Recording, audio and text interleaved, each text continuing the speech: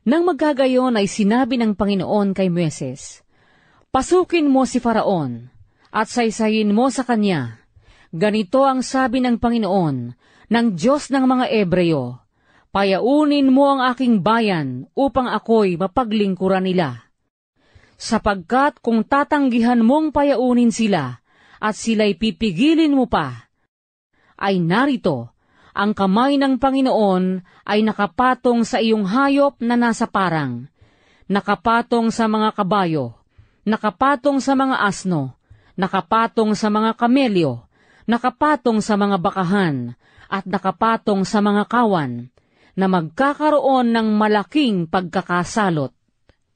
At gagawa ng katangian ng Panginoon ang hayop ng Israel at ang hayop ng Ehipto, at walang mamamatay sa lahat ng ukol sa mga anak ni Israel. At ang Panginoon ay nagtakda ng panahon na sinasabi, bukas ay gagawin ng Panginoon ang bagay na ito sa lupain. At ginawa ng Panginoon ang bagay na iyon ng kinabukasan, at ang lahat ng hayop sa Ehipto ay namatay, ngunit sa hayop ng mga anak ni Israel ay walang namatay kahit isa. At si Faraon ay nagsugo, at narito, walang namatay kahit isa sa kawan ng mga Israelita. Ngunit ang puso ni Faraon ay nagmatigas, at hindi niya pinayaon ang bayan. At sinabi ng Panginoon kay Moises at kay Aaron, dumakot kayo ng isang dakot na abo sa hurno, at isaboy ni Moises sa himpapawid sa paningin ni Faraon, at magiging durog na alabok sa buong lupain ng Ehipto, at magiging bukol na naknakin sa tao at sa hayop sa buong lupain ng Ehipto. At sila'y kumuha ng abo sa hurno, at tumayo sa harap ni Faraon, at isinaboy ni Moises sa himpapawid, at naging bukol na naknakin sa tao at sa hayop. At ang mga mahiko ay hindi makatayo sa harap ni Moises dahil sa mga bukol, sapagkat nagkabukol ang mga mahiko at ang mga Ehipsyo. At pinapagmatigas ng Panginoon ang puso ni Faraon, at hindi niya dininig sila, gaya ng sinalita ng Panginoon kay Moises. At sinabi ng Panginoon kay Moises, bumangon kang maaga sa kinaumagahan, at tumayo ka sa harap ni Faraon, at sabihin mo sa kanya, ganito ang sabi ng Panginoon, ng Diyos ng mga Ebreo, payaunin mo ang aking bayan, upang ako'y mapaglingkuran nila. Sapagkat ngayoy ibubugso ko na ang lahat ng aking salot sa iyong puso, at sa iyong mga lingkod, at sa iyong bayan, upang iyong maalaman na walang gaya ko sa buong lupa.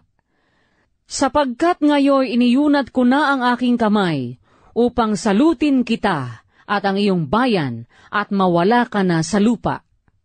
Datapwat totoong totoo na dahil dito ay pinatayo kita, upang maipakilala sa iyo ang aking kapangyarihan, at upang ang aking pangalan ay mahayag sa buong lupa. Nagmamalaki ka pa ba laban sa aking bayan na ayaw mo silang payaunin? Narito, bukas sa ganitong oras ay magpapaulan ako ng malakas na graniso na kailan may hindi nagkaroon sa Ehipto mula ng araw na itayo hanggang ngayon. Ngayon nga'y magsugo ka, ipasilong mo ang iyong mga hayop at lahat ng iyong tinatangkilik sa parang, sapagkat bawat tao at hayop na maabutan sa parang at hindi masisilong ay lalagpakan ng graniso at mamamatay. Yaong natakot sa salita ng Panginoon sa mga lingkod ni Faraon, ay nagpauwing madali ng kanyang mga bataan at ng kanyang hayop sa mga bahay. At yaong nagwalang bahala sa salita ng Panginoon, ay nagpabaya ng kanyang mga bataan at ng kanyang kawan sa parang. At sinabi ng Panginoon kay Moises, iyunat mo ang iyong kamay sa dakong langit, upang magkaroon ng graniso sa buong lupain ng Ehipto, na lumagpak sa tao at sa hayop, at sa bawat halaman sa parang sa buong lupain ng Ehipto. At iniyunat ni Moises ang kanyang tungkod sa dakong langit, at ang Panginooy nagsugo ng kulog at graniso, at may apoy na lumagpak sa lupa, at ang Panginooy nagpaula ng graniso sa lupain ng Ehipto. Sa gayoy nagkaroon ng graniso at apoy, na nagniningning sa graniso, at napakalakas, na kailanmay hindi nagkaroon sa buong lupain ng Ehipto, mula ng maging bansa. At sinalot ng graniso ang buong lupain ng Ehipto, ang lahat na nasa parang, maging tao at maging hayop. At sinalot ng graniso ang lahat ng halaman sa parang, at binali ang lahat ng punong kahoy sa parang. Sa lupain lamang ng Gosen, na kinaroroonan ng mga anak ni Israel, hindi nagkaroon ng graniso. At si Faraon ay nagsugo, at ipinatawag si Moises at si Aaron, at sinabi sa kanila, Ako'y nagkasala ngayon, ang Panginooy matuwid, at ako, at ang aking bayan ay masama.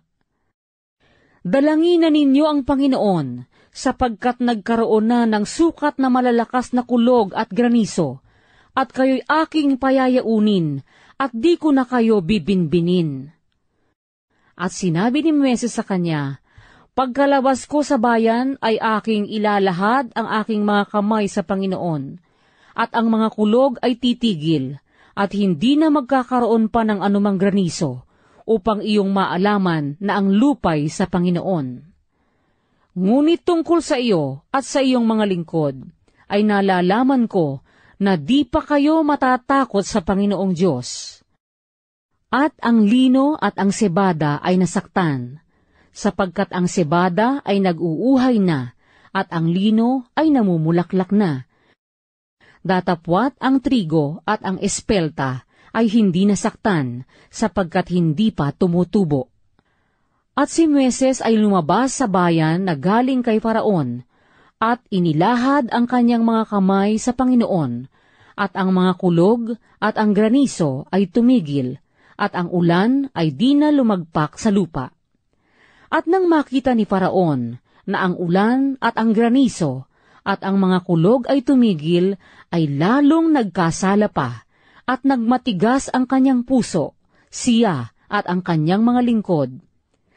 At ang puso ni Faraoy nagmatigas, at hindi niya pinayaon ang mga anak ni Israel, gaya ng sinalita ng Panginoon sa pamamagitan ni Moises.